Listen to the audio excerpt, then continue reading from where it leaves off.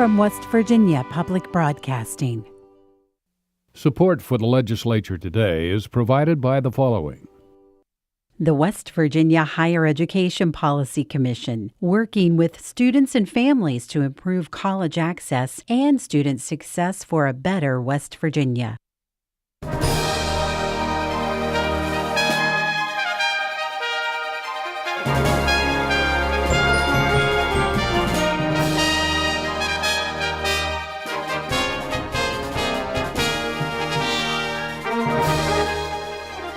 Good evening. I'm Andrea Lanham for the Legislature Today. It's Friday, and that means I'm joined by fellow State House reporters for a look back and a look ahead. Here with me at the Capitol are Brad McElhenney of Metro News and Jake Zuckerman of the Charleston Gazette-Mail. Thank you both for being here tonight. Thank you. Thanks for having us. We begin with news that caught us all off guard today. The Speaker of the House, Republican Tim Armstead, announced he would finish out his current term and not be running for the House again later this year. But he said he's not finished serving West Virginia. In fact, he's considering a run for the West Virginia Supreme Court in 2020. Here's some of what he said following today's House floor session. The Supreme Court, I think, is an incredibly important part of our state government in moving our state forward. And I've always had an interest, and as an attorney, I think I could contribute to a sound court. But again, I'm not decided that I'm absolutely going to pursue that, but it's certainly high on the radar screen at this point. So you're not going to pursue that just because they have really nice furniture over Well, let me say this. That's an interesting question there, Mark. No, I will say this. I mean, my interest in the Supreme Court predates any of the discussion of the recent budget situation. At the same time, I think we have a responsibility as the legislature to oversee that budget, and I believe we will move forward in that regard. But my interest in the Supreme Court certainly extends well before this current discussion and debate of their budget. It was a tongue-in-cheek question. Absolutely. I know. Well, I can give you a tongue-in-cheek answer too if you want me to give that. Again, joining me are Brad McElhenney of Metro News and Jake Zuckerman of the Charleston Gazette-Mail. Thanks, guys, for being here. So we start off with today with Tim Armstead announcing that he's not running for re-election. Brad, what did you make of this news? You know, I'd been hearing some rumblings all week, but I thought almost nothing of it because looking at the math, that Supreme Court race he referenced is 2020. So 2018, you think, well, why wouldn't he serve another 2-year term as House Speaker? The answer that he gave is the 2020 legislative session would run likely until March, followed within 2 months by that Supreme Court race. And really, realistically, the race already would have begun with anyone who wants the seat having to put in a lot of effort. So that's pulling double duty at that point. And by announcing now, he potentially starts to be able to raise funds, to move into position, and allows a factor that I think we're probably going to talk about, somebody to move into position as the next leader of the House. Jake, what was your reaction? Well, you know, I was surprised. I was left in the dark a bit. I think Metro News had a bit of a head start, but people just started saying right around 10 a.m., you might want to watch Talkline today at 10:45 for some news. And some of the first things that came to my mind were I imagine a lot of people who heard this news in caucus are trying to figure out what the pathway is to get their hands on the gavel. So let's talk about that. There's been a few names thrown out there so far. What have you guys been hearing? Jake, I'll start with you. The obvious answer to me seems to be leadership. House Majority Leader Darrell Coles is right up there. Some of the committee chairs like John Schott or Eric Nelson could be choices. But when you look at nationally and in the state, people seem to be hungry for outsiders. And a pretty good chunk of the legislature is new. And maybe people want some new blood and want some fresh ideas up there. Brad, are you hearing the same thing? Yeah, you begin with leadership, I think. But should several members of the current leadership have a desire for that role, and there's a sort of pileup of their support, can somebody sort of come around the outside, as Jake referenced? You know, this is all about cobbling together some constituencies within the larger GOP constituency. And so is it a possibility that somebody who demonstrates leadership skills but is not currently on leadership comes out of what may be a scrum. Now, Jake, I think it was you who asked the question if Tim Armstead was going to run for governor, and he seemed kind of ambiguous about that, saying he didn't want to rule anything out. Well, his answer, as I remember it, was, because I asked, are you going to run for Senate? The Senate could be open, the governor could be open. His answer was, well, I'm not going to rule anything out, but we'll see who files where. So he's really not closing any doors on himself, and he could just take whatever seat he wants most. He could take whatever might be the most realistic chance of winning. That's a choice for him. I think it's important to note, too, the joke that Tim Armstead made in the last bit of that clip about the furniture. Brad, could you kind of brief our viewers on what he's talking about there? Yeah, well, so if you just moved here from Hawaii, there's been a now somewhat long-running controversy about spending on furniture within the state Supreme Court, with Alan Lawfrey, the Chief Justice, having acknowledged having bought a $32,000 couch, which just boggles the mind of the average West Virginian, an inlaid wooden floor with outline of the state that was pretty expensive as part of renovations, and then other justices that made what have now been questionable spending allowances. Justice Robin Davis with some expensive rugs, Justice Workman with an expensive remodel of her office, although it had just been remodeled years before. So that controversy is affecting this entire legislative session, with Delegate Mike Pushkin pushing for possible impeachment of Lawfrey, some very interesting high-profile budget hearings on the Supreme Court's budget, with the possibility, and it seems likelihood, that there will be some legislation put forward to provide more oversight by the legislative branch over the judicial branch's budget.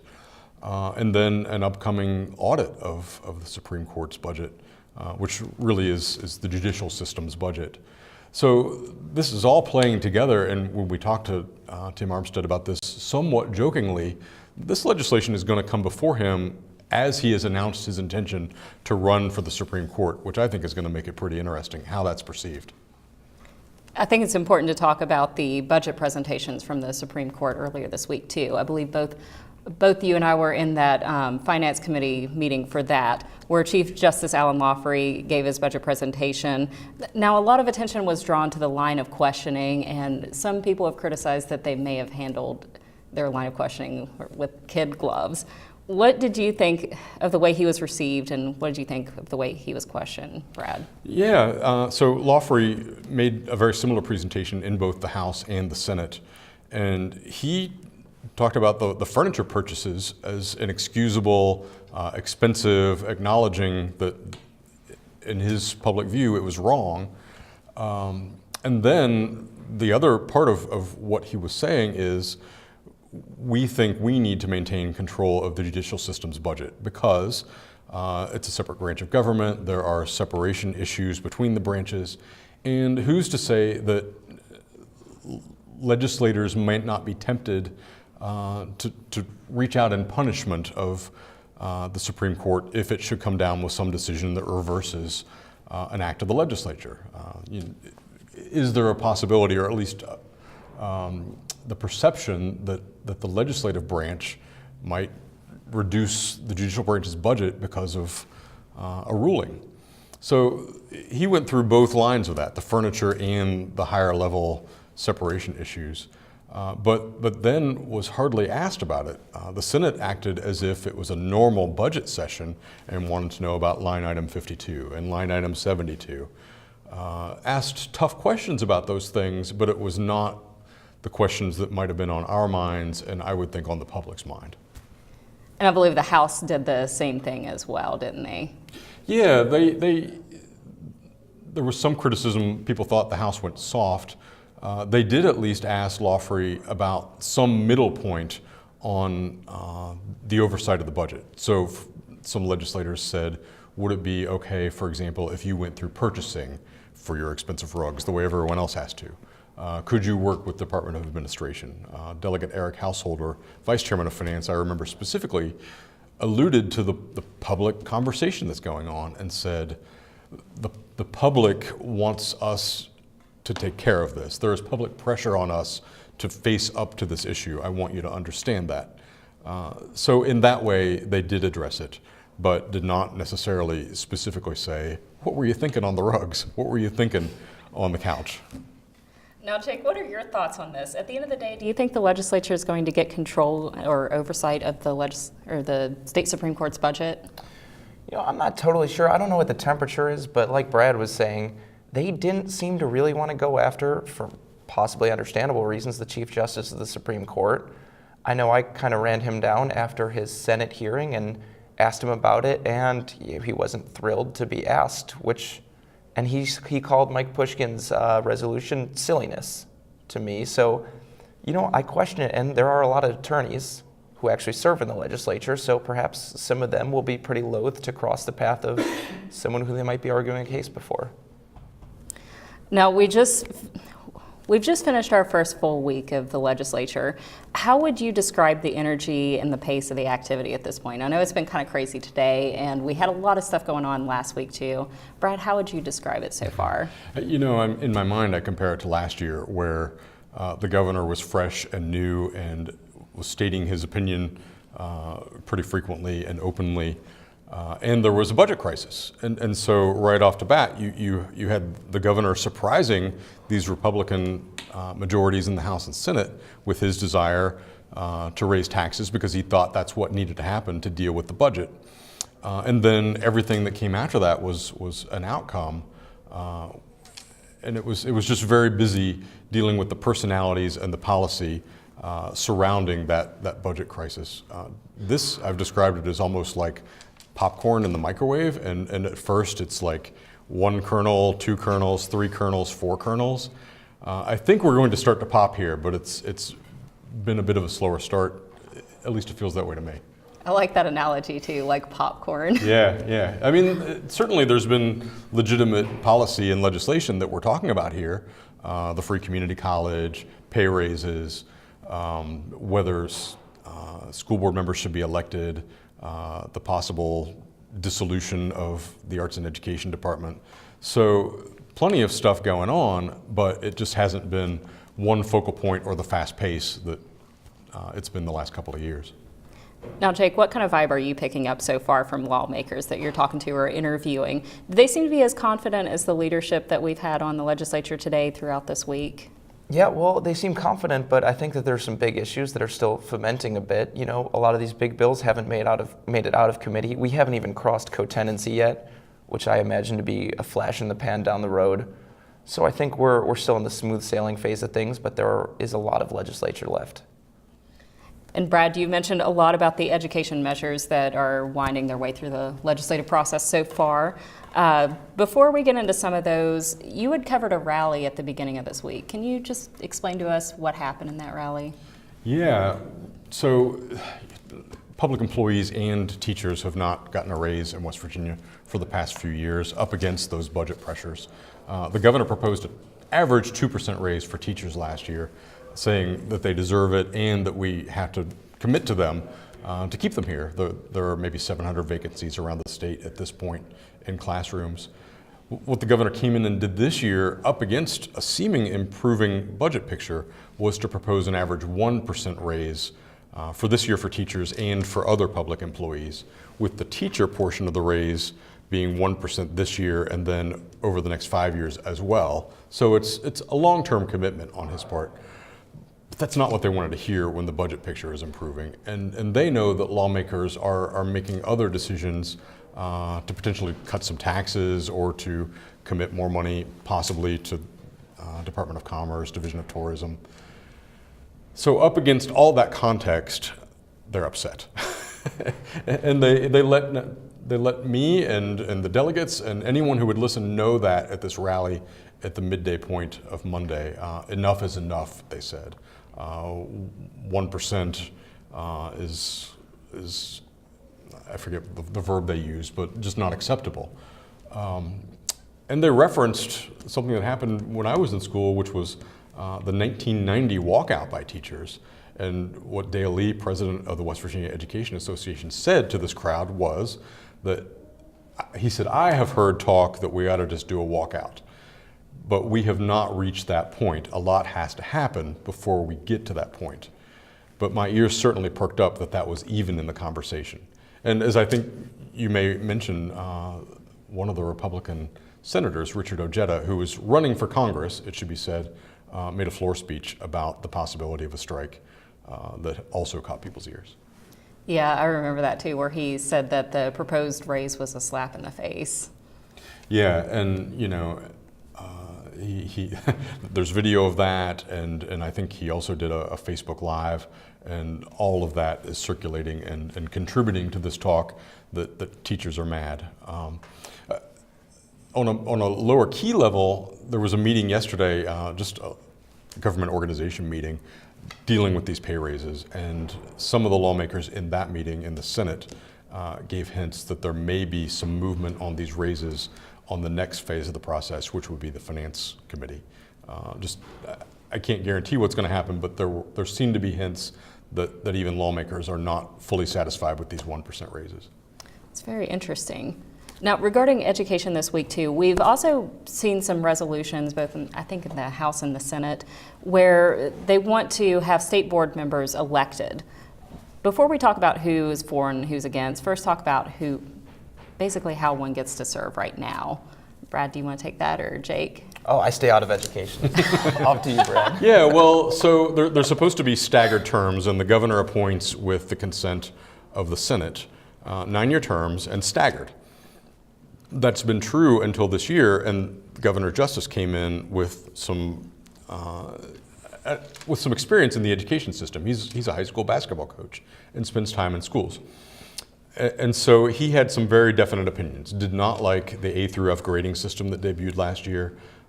Felt that West Virginia's path to consolidation of small schools has been short-sighted, and specifically had an opinion about Richwood and Summersville high schools potentially being consolidated into one. He thought that each community should have its own.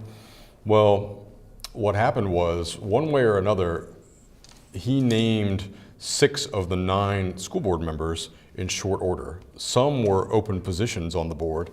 Others got the hint that they should vacate their positions somehow. So all of a sudden, this incoming governor has just made a legacy of this board, a lot of influence on it, and that's given momentum in the legislature to the idea that maybe there ought to be some electoral component. And the bill that was talked about this week, it's a version of what was talked about last year and in some previous years, would provide for 6 positions on the school board open to the general public to vote, with 3 named by the executive branch. And that's as far as it goes. It would be a constitutional amendment potentially that citizens would vote on to change that structure. But then the legislature would have to come back and decide, well, are these statewide races? Are they regional races? Which of the 9 currently serving seats become subject to elections? So a lot still to be determined, and it's got to, as a resolution leading to an amendment, it's got to get 2/3 in each house to go anywhere. Now, last point on education, we also had that community college bill to come up in the Senate this week. There's quite a bit of debate on the qualifications right now and who will receive scholarship funding. There's talks of, I know Senator Carnes and Senator Rucker had mentioned concerns with public or private schoolers and homeschoolers as well. Talk about that bill and where the debate is. Yeah, well, those 2 in particular are advocates of homeschooling families and have been so through issues like the Tim Tebow bill, which deals with the ability of homeschoolers to play on high school athletics.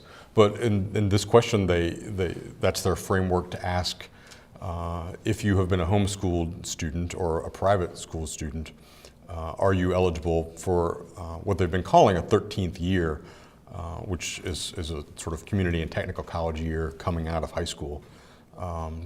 So that question remained unanswered when Senate education broke up, and my understanding is this is a renewed debate for next week, whether they're going to talk about this is public funding, and it's the community and technical programs have been associated with public high school, but who else may be eligible as more money becomes available for students to enroll and develop new skills.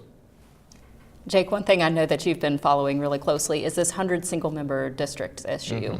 That came up for a second reading in the House today, and there's lots of debate earlier this week about an independent commission. What's the issue and what's going on here? Right, well, West Virginia is kind of a wonky state as far as election goes. It's one of the only states that allows multi-member districts where you're actually represented by more than one representative in the House of Delegates. So there's a bill coming through that's been talked about for some time, but it would essentially have, after the decennial census in 2020, so starting with the 2022 election, there would be 100 single-member districts in the House of Delegates. And there was a little bit of dispute with some of the legislative findings of the bill, but when push came to shove on the actual idea of redividing it into 100 single-member districts, most were generally on board, even if they didn't vote as such. I remember Delegate Robinson said he was voting against the bill out of spite, per his own words, which got some laughs. And then the only other substantial debate is coming up in the form of another bill, which was, should we form this independent commission? So instead of lawmakers picking their own voters, we could have a commission of statisticians or political scientists who would draw the district lines themselves. Now that bill, it's a little more technical than I think the lawmakers saw coming at first. Delegate Overington sponsoring the bill. Now it's in a subcommittee, and it turns out, as we learned yesterday, that for one, the joint office that's supposed to handle redistricting has been underfunded, actually unfunded, and a little bit behind where they should be in about the 5-year process of redistricting. So they're going to try to get that bill together. They're meeting again Monday morning, and Monday afternoon, I think we're likely to see the passage through the House of the 100-member district bill.